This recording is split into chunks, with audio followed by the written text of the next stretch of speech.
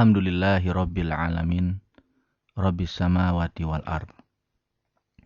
Wassalatu wassalamu ala nabiyina wa habibina Muhammadin sallallahu alaihi wasallam wa ala alihi al-athhar wa sahbihi rafi'ina qa'idadin wa man tabi'ahum bi ihsanin ila yaumiddin, thumma amma ba'du. Para pendengar yang budiman yang dirahmati Allah Subhanahu wa taala. Puja dan puji syukur hanya layak diperuntukkan dan dipersembahkan bagi Allah Subhanahu wa taala. Kepada Allah Subhanahu wa taala, bukan kepada yang lainnya. Berapa banyak kita telah diberikan nikmat dan berapa banyak kita pun telah menyelesaikan berbagai amal-amal kesolehan, amal-amal kebaikan dan kebajikan. Itu pun tiada lain karena rahmat Allah Subhanahu wa taala. Karena limpahan anugerah, kesempatan dan juga hal lainnya yang sangat banyak diberikan oleh Allah Subhanahu wa taala kepada kita semua. Oleh karena itu salah satu tanda kita mensyukurinya dan bersyukur terhadap hal tersebut adalah salah satu yang terbesar adalah setelah mendapatkan nikmat iman, Islam dan kita pelihara hal tersebut, belajar, memperkuat keyakinan, pemahaman, dan kehidupan beragama kita semuanya. Para pendengar yang budiman yang dirahmati Allah Subhanahu wa taala. Pada kajian kita terdahulu, kajian bersama kita yang terdahulu yaitu tentang menakar arus globalisasi, dan insyaallah pada kesempatan kali ini akan kita lanjutkan dengan tema menyongsong globalisasi.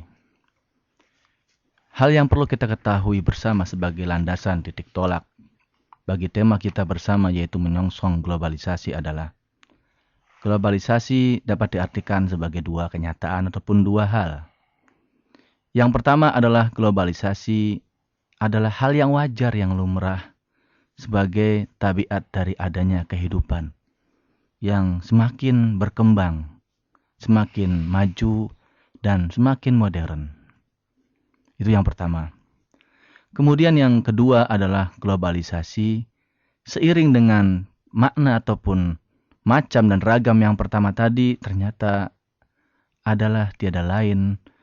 Globalisasi adalah sebagai westernisasi ataupun pada masa-masa sekarang yang orang-orang barat yang kafir sendiri pun sering menyebutnya sebagai milenium ketiga, ternyata adalah arus yang disebut tadi, westernisasi bahkan amerikanisasi secara khusus.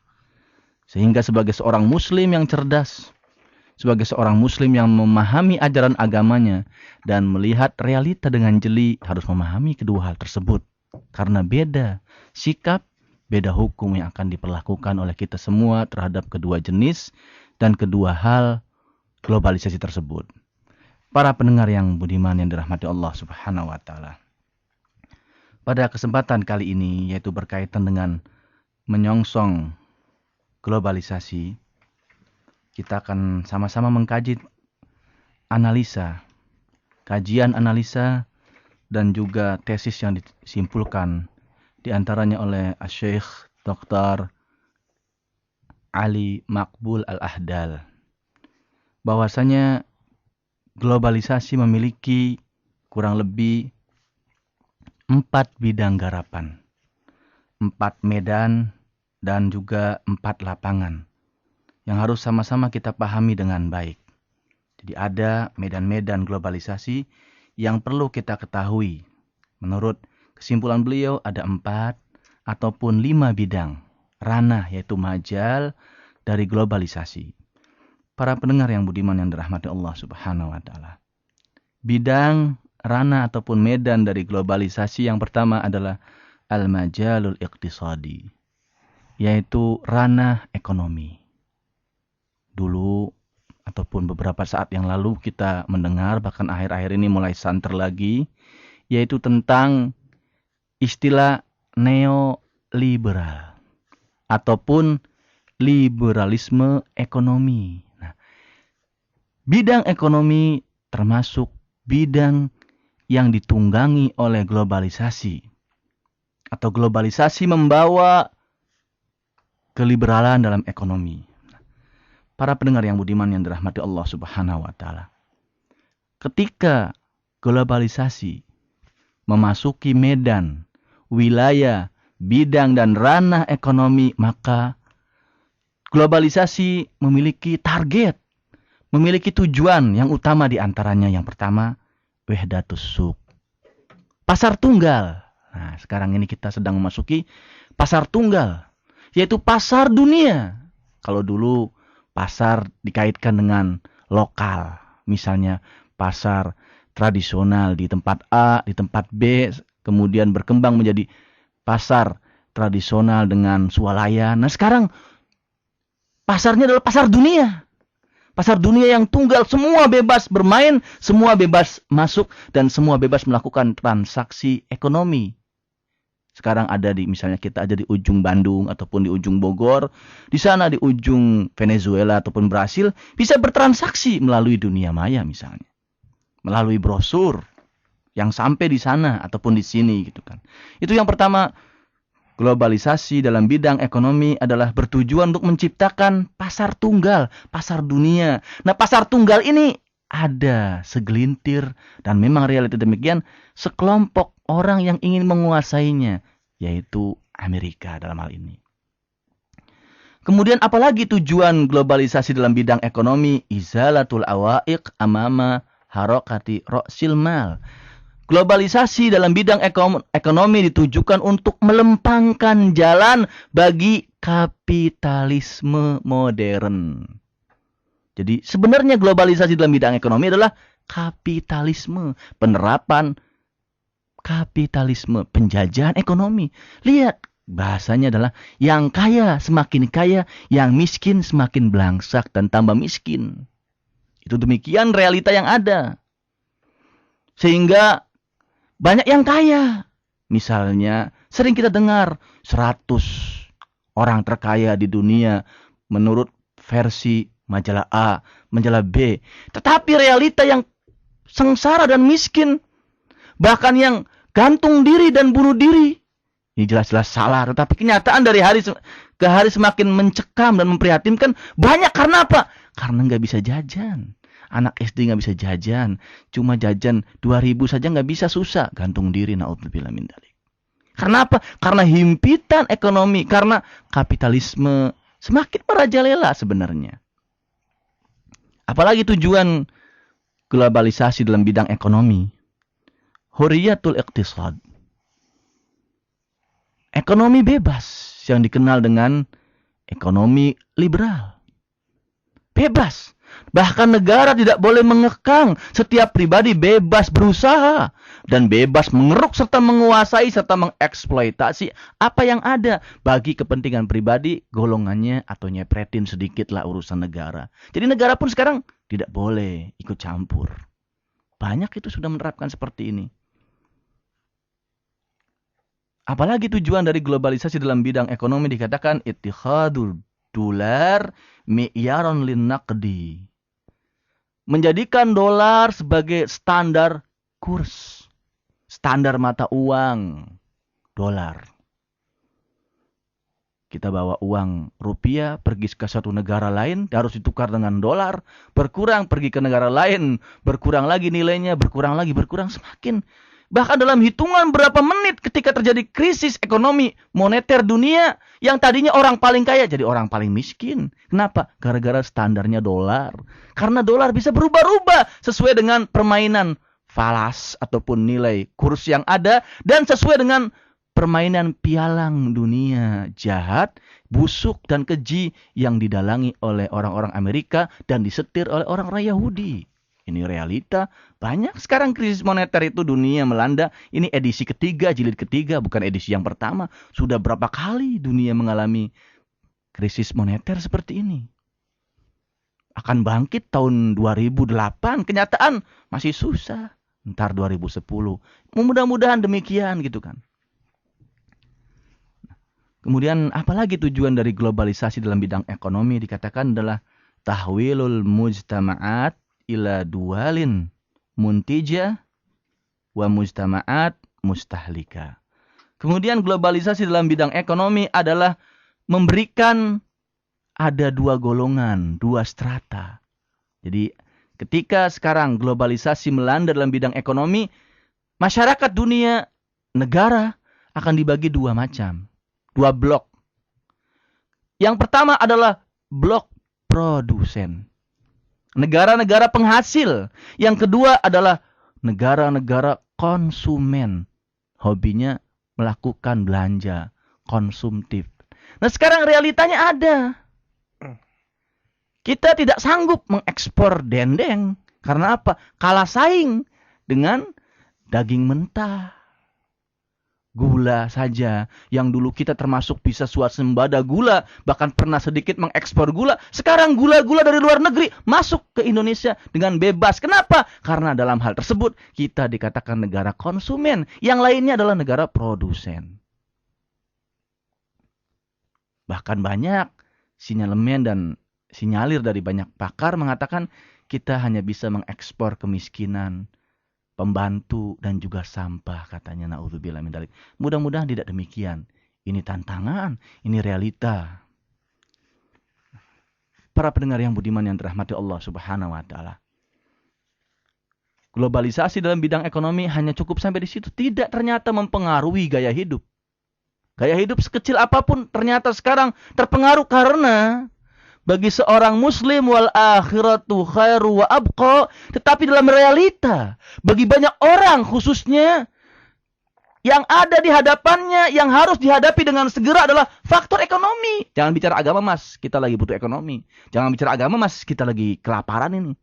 Bagi mereka ekonominya wabil khusus adalah fulus, katanya. Uang, money. Kalau ada uang, bahagia. Ukurannya demikian sekarang. Akibat apa? Akibat himpitan globalisasi ekonomi dan serbuan globalisasi ekonomi. Sehingga orang yang hidup dalam masa globalisasi ini akan dilambangkan biasanya yang pertama lubsul jeans. Memakai jeans, Lea misalnya mereknya gitu kan. Jadi kalau citra seorang yang hidup dalam masa globalisasi pakai jeans. Lihat jeans melanda sampai pojok-pojok ruangan, sampai di kaki-kaki gunung pakai jeans. Petani dulunya bukan pakai jeans, sekarang banyak petani pakai jeans. Keren? Enggak keren. Ini artinya kita telah terjajah ekonomi kita. Pakai jeans. Ibu-ibu yang lagi hamil besar pakai jeans. Na'udzubillah min dzalik. Banyak itu. Padahal penelitian terbaru di sana di Amerika sendiri, jeans merusak struktur tubuh. Dan bahkan merusak bagi kaum wanita yang melahirkan, yang akan melahirkan. Itu dilambangkan kalau kita hidup sebagai orang modern, orang yang hidup di masa globalisasi pakai jeans. Ini mempengaruhi gaya hidup kita, lifestyle kita terpengaruhi. Itu yang pertama. Yang kedua apalagi? Surbul Coca-Cola. Kata Dr. Ali dalam penelitiannya, bagi orang modern, orang yang hidup dalam masa globalisasi, perlambangnya Coca-Cola. Apapun makanannya, minumannya Coca-Cola. Produksi siapa? Produksi Amerika. Tapi produksi kita sendiri, misalnya wedang jahe, bajigur, bansus, kalah saing. Oh enggak Ustadz, banyak yang minum bansus. Berapa banyak? Coba adakan survei. Yang ada adalah Coca-Cola. Ustadz, kiai-kiai, syekh-syekh, kalau ceramah, Coca-Cola mana gitu kan? Coca-Cola gitu kan. Bukan wedang jahe atau bajigur gitu kan yang dicari. Karena apa? Ya karena kita terjajah dalam ekonominya. Karena globalisasi ekonomi begitu demikian keras arusnya menerjang kita. Apalagi wa aklul hamburger wal pizza mungkin ya. Iya. Jadi perlambang sebagai orang yang hidup dalam globalisasi itu pelambangnya makanannya hamburger. Padahal kalau diartikan hamburger sama hotdog itu jelek gitu kan, nggak enak gitu kan. Kue serabi sudah kurang laku. Kurang keren. Kurang keren. Kue ular-ular sudah kurang laku. Apalagi ubi ya, makanan apaan mungkin kata anak ujian zaman sekarang. Hamburger dong, pizza keren gitu kan. Padahal dari mana itu? Dari sono. Bukan hasil kita itu. Terjajah ya. Terjajah, jelas-jelas ini sudah banyak mengkhawatirkan. Apalagi wa musyahadatul mahatta al-ikhbariyah CNN gitu kan. Hobinya adalah masyarakat sekarang kalau mencari berita informasi dari tadi channel yang namanya CNN, BBC misalnya, Voice of America misalnya. Hobinya itu nyarinya.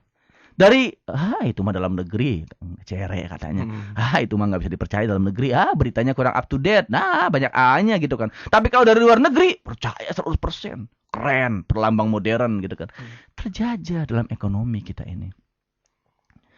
Dibandingkan kaum muslimin yang hafal, dan jangan hafal, tahu saja nama-nama para sahabat Rasulullah SAW, para tabi'in ataupun para ulama as-salafus soleh, mereka lebih tahu nama pemain sepak bola bahkan dengan harga transfer yang terbaru, bahkan kostum yang dipakai, karena akan jadi merchandise gitu kan.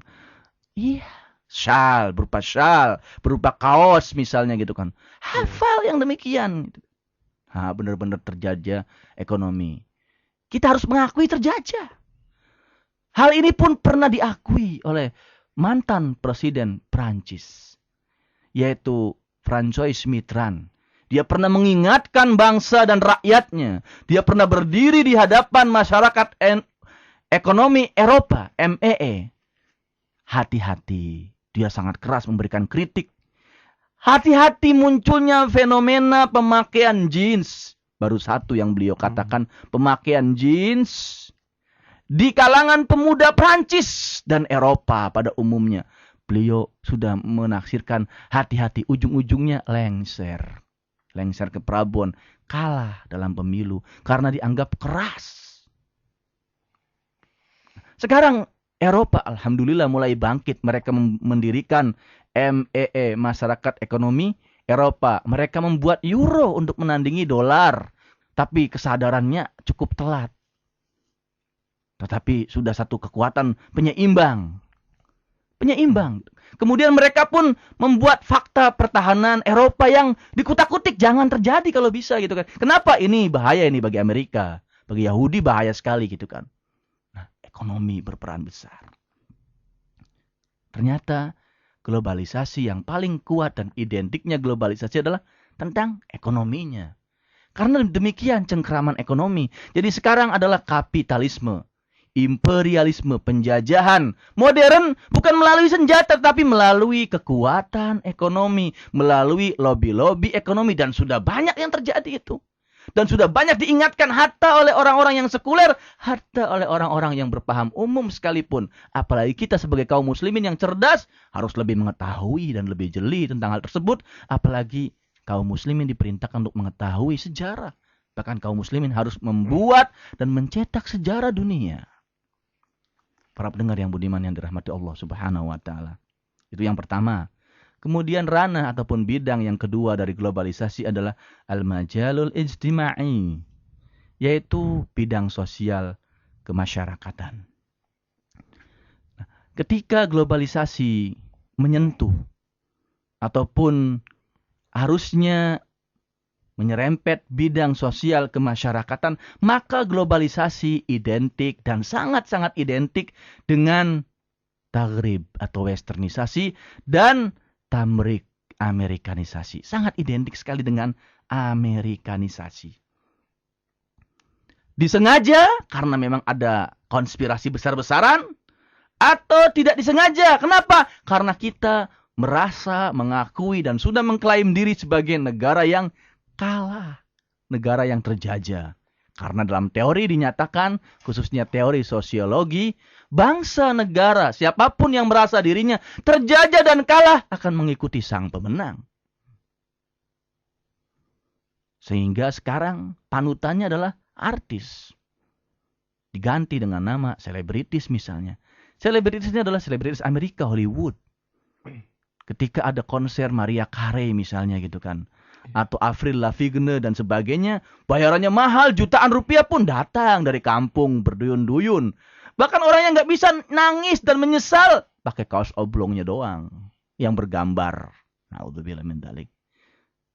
Dia muslim, muslimah gitu kan. Itu banyak yang seperti itu. Tujuan globalisasi selain tadi adalah westernisasi atau khususnya adalah Amerikanisasi, tiada lain dalam bidang sosial kemasyarakatan adalah untuk mentransfer, memindahkan nilai-nilai dan budaya Barat dan Amerika kepada budaya dan negara lain. Sehingga sekarang mana budaya timurnya? Kalah sama budaya barat. Orang timur yang dulu bangga kalau makan harus dengan duduk dan sopan, kakinya merapat. Tidak berbicara keras sekarang. Hampir di seluruh pesta. Bahkan di acara-acara walimah pernikahan. Standing party yang ada ala barat. Minumnya pakai tangan kiri berdiri, makannya juga berdiri. Vodka yang diminum. Vodka yang diminum. Bukan air putih atau wedang jahe, bukan. Vodka. Terjajah lagi. Bir. Keren. Bukan keren itu, terjajah Anda. Terjajah kalian. Harusnya kasihan. Tapi sekarang yang kasihan itu jadi kebanggaan. Na'udzubillah min dzalik. Para pendengar yang budiman yang dirahmati Allah Subhanahu wa taala. Kemudian ranah yang ketiga yang dimasuki oleh globalisasi adalah al-majalul fikri wa tsaqafi, yaitu ranah pemikiran dan juga ranah budaya peradaban. Biasanya ranah yang berkaitan dengan pemikiran, budaya dan peradaban ini sedikit dipaksakan atau bahkan sangat dipaksakan melalui misalnya tekanan politik, melalui opini yang dibuat, opini palsu, opini semu yang dibuat, disampaikan ke publik, ini opininya demikian. Melalui tekanan ekonomi atau melalui kekerasan, intimidasi militer. Ini harus dipahami. Pemikiran seperti itu. Ujung-ujungnya adalah untuk mengakhiri seluruh ideologi agar tunduk kepada pemilik satu-satunya ideologi dunia yang akan mengatur dunia menjadi tatanan dunia baru. Harus tunduk dengan ideologi Amerika, ideologi Yahudi, khususnya adalah ideologi pluralisme. Jadi ideologi yang lain minggir, gitu kan. Satu ideologi saja agar tercipta satu tatanan masyarakat dunia. The New Order World yang mereka cita-citakan seperti itu. Ujung-ujungnya Yahudi. Ujung-ujungnya adalah para penyembah iblis, setan, para penyembah Dajjal yang dilambangkan dengan mata satu. Iya, sekte Yahudi yang paling ekstrim. Penyembah mata satu yaitu Dajjal, pangeran kegelapan. Yang mereka yakini dan sangat diyakini pasti akan datang. Para pendengar yang budiman yang dirahmati Allah Subhanahu wa taala. Kemudian ranah ataupun bidang yang keempat dari globalisasi adalah al-majalus siyasi, yaitu ranah politik. Kita sangat melihat dengan kentara sekali adanya perserikatan bangsa-bangsa. Itu sudah jelas globalisasi dimulai. Karena apa? Semua negara harus tunduk aturan main dengan aturan main PBB. Negara yang belum bergabung pun harus tunduk. Kemudian di dalam PBB ada Dewan Keamanan. Ada anggota ataupun negara yang masuk dalam Dewan Keamanan, khususnya 5 negara pendiri yang memiliki hak veto, hak untuk menolak atau memaksakan pendapat. Jadi ada 5 negara, 1 negara saja tidak setuju, gagal dari banyak negara. Kesepakatan dari banyak negara gagal. Itu jelas globalisasi politik. Nah, ini harus kita pahami. Dan kenyataan seperti ini, yaitu adanya ternyata politik global, globalisasi dalam bidang politik, diakui sendiri oleh Boutros Ghali, mantan sekjen PBB. Setelah dia tidak disetir lagi oleh Amerika menjelang masa pensiunnya. Atau setelah pensiunnya sesaat, dia baru sadar, nulis 1 buku. Rumah Laba-Laba. Artinya PBB adalah ibarat rumah laba-laba. Seakan-akan kuat, padahal rapuh sekali. Dia nulis buku yang dalam terjemahan bahasa Arab diartikan sebagai Baitun min Zujaj, rumah dari kaca. Rumah yang rapuh. Jangankan kena gempa, kaca, kena sentilan atau lemparan bola anak kecil, bola plastik lagi, pecah. Bohong. Karena apa? Globalisasi dalam bidang politik. Terminnya PBB, adanya hak veto, adanya kekuasaan Amerika yang mutlak. Amerika nggak izin PBB juga nggak apa-apa. PBB harus nurut sama Amerika. Kan demikian kenyataan yang dari hari ke hari semakin jelas dan semakin nyata. Para pendengar yang budiman yang dirahmati Allah Subhanahu wa taala. Kemudian majal ataupun ranah yang kelima dari globalisasi adalah al-majalul askari, yaitu ranah militer.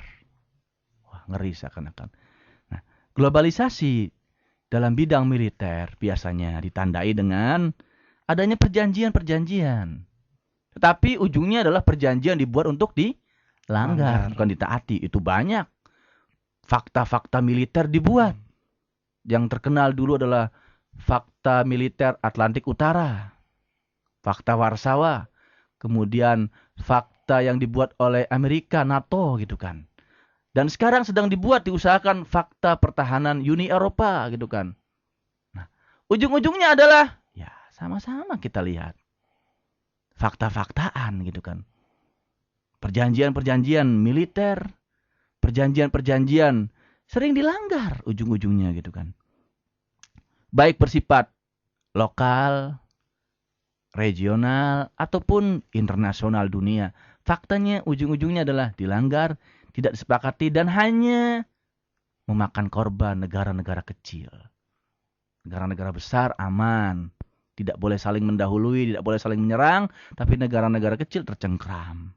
Dan kebanyakan negara-negara kecil adalah negara dunia ketiga, negara miskin, bahkan mayoritas adalah negara yang dihuni oleh kebanyakan dan mayoritas kaum muslimin. Lihat, Afghanistan dimainin, diserang enak sekali.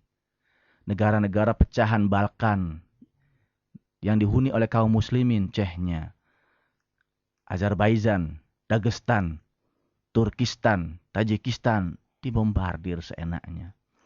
Palestina jadi mainan tiap saat. Kebanyakan di Afrika, kebanyakan negara-negara kaum muslimin, negara dunia ketiga, negara miskin. Negara miskin.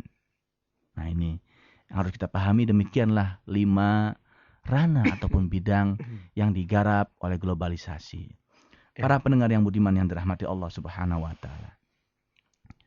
Bila demikian kenyataan yang ada berkaitan dengan globalisasi, mau tidak mau, baik globalisasi dalam arti yang pertama yaitu modernitas, kemajuan perkembangan kehidupan, dan hal-hal yang menyertainya, ataupun globalisasi sebagai arus konspirasi, yaitu westernisasi ataupun amerikanisasi, maka kita mau tidak mau harus menyongsongnya dan harus siap. Kenapa? Karena 2 makna dari globalisasi tersebut atau 5 ranah dan bidang yang dimasuki oleh globalisasi adalah tantangan kita bersama. Tantangan kita bersama. Sebagai muslim, sebagai kaum muslimin, iya, tantangan pribadi kita sekaligus tantangan bersama kita. Dan di situ dituntut kontribusi nyata kita. Yang pertama adalah kita harus siap menyongsong kemajuan, harus siap menyongsong globalisasi, itu yang pertama. Mau tidak mau. Harus bisa dan mampu bersaing. Jangan menjadi konsumen saja. Jangan jadi orang, kaum bangsa yang konsumtif. Tapi jadilah bangsa yang produktif, inovatif, dan kreatif. Sekarang kan sedang digagas Indonesia kreatif, ya kan? Iya, betul. Indonesia inovatif. Kita jadi orang harus kreatif, harus inovatif, dan produktif, bukan konsumtif. Salah satunya dimulai dari diri kita sendiri dalam kehidupan sehari-hari. Jangan sampai kita memakai teori besar pasak daripada tiang. Utang menggunung. Jangan. Jangan sampai. Utang menggunung bukan. Bukan itu yang tuntut. Bagaimana kita hemat dan cermat? Bagaimana kita bertambah? Bertambah lagi untuk kekreatifan kita melakukan inovasi dan menjadi bangsa, kaum, golongan yang kuat. Buktikan kalau kita baru punya penghasilan setiap hari, keuntungan dari kebutuhan sehari-hari lebih 10.000, makannya biasa saja, bubur. Jangan langsung makannya enak-enak, apalagi terpengaruh dengan makan hamburger, pizza, hotdog. Jangan, makan bubur saja. Lihat orang-orang Cina, lihat orang-orang Jepang, makannya hobinya bubur walaupun sudah kaya. Kita terkadang lupa. Baru kaya dikit, kayanya baru lebih 10.000, sudah ayam inilah, ayam itulah, hamburger dilahap. Jangan jadi bangsa yang konsumtif, tapi jadilah bangsa yang produktif, yang menghasilkan. Itu yang pertama. Yang kedua, sebagai kaum muslimin, sebagai orang-orang yang beriman, orang-orang yang dipilih oleh Allah Subhanahu wa taala untuk melanjutkan estafeta risalah dan kenabian Nabi Muhammad SAW, membawa ajaran Islam, satu-satunya agama yang diridhoi Allah Subhanahu wa taala. Kita harus memiliki amunisi, bekal, dan nutrisi yang kuat berupa pemahaman akidah agama kita yang kuat. Kemudian kita harus memiliki defense, perlindungan berupa akhlak kita yang kuat. Itu yang kedua. Pemahaman agama, akidah, dan akhlak harus kuat. Tidak kuat di arus globalisasi ini, terbawa arus. Bahkan tenggelam mengikuti arus. Naudzubillah min dzalik. Bukan itu yang dikehendaki.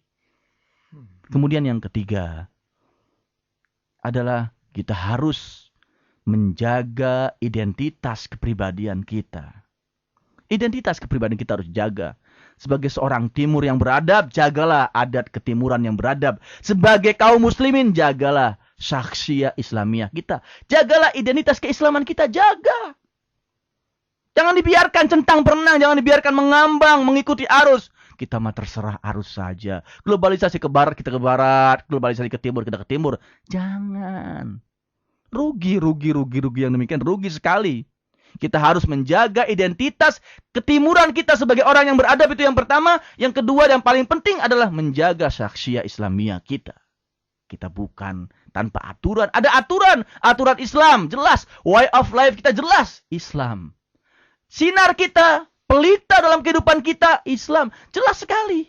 Jangan sampai luntur. Nah, selain kita menjaga identitas kepribadian kita, kepribadian ketimuran yang beradab, kepribadian Islamiyah yang sangat sempurna, komprehensif dan integral, dan kita pun harus membuka sikap untuk bisa mengadopsi kemajuan. Teknologi tinggi, kita pun kejar. Kemudian informasi yang cepat, kita pun miliki bagaimana caranya. Kemajuan-kemajuan yang lain pun kita harus terbuka. Mengadopsi. Tentunya setelah kita adaptasi mana yang tepat, mana yang cocok, mana yang layak, mana yang tidak sesuai. Jangan asal ambil lain. Itu yang ketiga. Nah, kemudian yang keempat adalah kita harus memiliki kebanggaan. Kebanggaan terhadap nilai-nilai iman kita. Kita pun harus memiliki kepercayaan bahwa masa depan adalah milik Islam dan masa depan adalah bagi kaum muslimin. Harus yakin, harus percaya. Kalau nggak yakin, nggak percaya, jadi pecundang, tidak kreatif, tidak inovatif, nyerah saja. Terserah. Mau diapakan oleh sang penguasa, oleh Amerika, oleh Barat. Yang penting kita mah ikut globalisasi sajalah. Jangan demikian. Itu salah besar. Nol besar, nggak ada kerja seperti itu. Waduh, Amerika sukar dilawan. Nggak ada yang sukar. Orang tiap hari kita mengucapkan Allahu Akbar. Yang sukar dilawan itu Allah. Nggak ada tandingannya Allah. Nah, demikian para pendengar yang budiman yang dirahmati Allah Subhanahu wa taala. Sebagai penutup, pelajaran, padahal sebenarnya pelajaran sudah sangat berharga sekali. Dari Al-Quran, ayat-ayatnya, dari sunnah Rasulullah SAW, melalui hadis-hadis Rasulnya, kemudian dari perjalanan para ulama, dari kitab-kitab para ulama. Tetapi kita lihat, ada salah seorang tokoh pembebasan kulit hitam, yaitu tokoh apartheid, ya, anti-apartheid, yang bernama Nelson Mandela. Lihat, Nelson Mandela saja yang bukan seorang muslim, dia berani memiliki kepercayaan yang kokoh. Dia pernah berkomentar yang kalau dalam terjemahan Arabnya, beliau pernah berkata, Hariru ukulakum. Bebaskan akal-akal kalian min thaqafatir rajulil abiyad. Dari cengkraman kulit putih. Lihat, Nelson Mandela yang bukan orang Islam saja berani berkata demikian. Tuhariru ardakum min haimanatihi. Bila demikian, kalian telah membebaskan akal kalian dari cengkraman kaum kulit putih, maka kalian akan bisa membebaskan negeri kalian. Dari mana? Dari penjajahan mereka. dari cengkraman mereka, dari hegemoni mereka. Itu Nelson Mandela. Apalagi kita. Kita punya Islam, kita punya Allah Subhanahu wa taala, kita punya teladan Rasulullah sallallahu alaihi wasallam, kita punya Al-Qur'an, kita punya Rasulullah sallallahu alaihi wasallam yang telah mewariskan sunnahnya kepada kita. Tinggal kita baca, kita pelajari, kita terapkan, kita dakwahkan, kita perjuangkan, dan kita bawa sampai napas penghabisan kita. Demikian para pendengar yang budiman, yang dirahmati Allah Subhanahu wa taala, dimanapun antum semua berada, bagaimana kita sepatutnya, seyogianya dan seharusnya menyongsong globalisasi.